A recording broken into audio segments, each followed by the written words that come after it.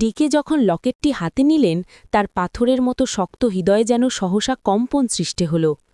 লকেটটি ছিল সোনার তৈরি, যার উপর একটি ছোট রাজহাঁসের প্রতিকৃতি খোদাই করা। ঠিক এই লকেটটি তিনি ২০ বছর আগে তার একমাত্র আদরের মেয়ের গলায় পরিয়ে দিয়েছিলেন, যখন শত্রুপক্ষ তাদের পিছু নিয়েছিল। পুরো ঘটনাটা জানতে লাইক দিয়ে সম্পূর্ণ ভিডিওটি দেখুন। নতুন আপডেট সবার আগে পেতে এক্ষুনি চ্যানেলটি সাবস্ক্রাইব করুন, ভিডিওটি শেয়ার করতে ভুলবেন না। ডিকে কাঁপা হাতে লকেটটির পেছনের অংশটি আলতো করে চাপ দিলেন।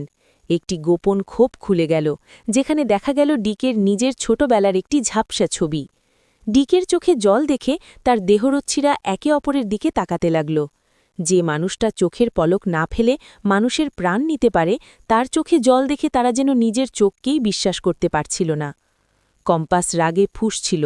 সে জানত না এই লকেটটি ডিকের কাছে কেন এত মূল্যবান। সে চিৎকার করে বলল, ওটা আমার মায়ের শেষ স্মৃতি, ওটা ফিরিয়ে দিন। আপনি তো ফর্মুলা চেয়েছেন, লকেট দিয়ে কি করবেন? ডিকে ধীর পায়ে কম্পাসের সামনে গিয়ে দাঁড়ালেন। তার গলার স্বর বুঝে আসছিল। তিনি ধরা গলায় জিজ্ঞেস করলেন, এই লকেট তুমি কোথায় পেলে? সত্যি করে বলো, কে দিয়েছে এটা তোমাকে?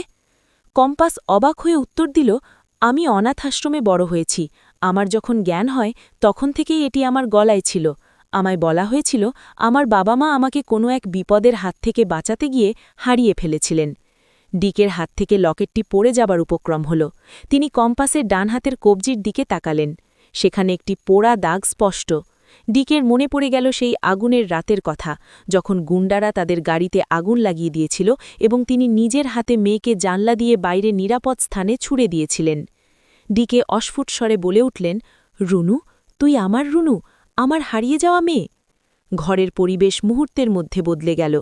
ফর্মুলা পাওয়ার লোভ, গ্যাংস্টারের অহংকার সব যেন ধুলোয় মিশে গেল। ডিকে তার গুন্ডাদের আদেশ দিলেন কম্পাসের হাতের বাঁধন খুলে দিতে। কম্পাস কিংকর্তব্য বিমূঢ় হয়ে দাঁড়িয়ে রইল।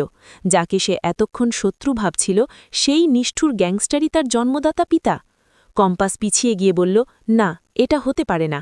আমার বাবা একজন খুনি হতে পারে না। আমি যে ফর্মুলা নিয়ে এসেছি তা মানুষের জীবন বাঁচানোর জন্য। আর আপনি সেই ফর্মুলা দিয়ে ব্যবসা করতে চান?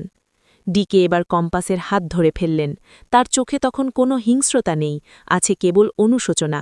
তিনি বললেন, এই সাম্রাজ্য, এই ক্ষমতা সবই তো আমি গড়েছিলাম একদিন তোকে খুঁজে পাব এই আশায়। আজ ফর্মুলা নয়, আমি আমার জীবনের শ্রেষ্ঠ সম্পদ খুঁজে পেয়েছি।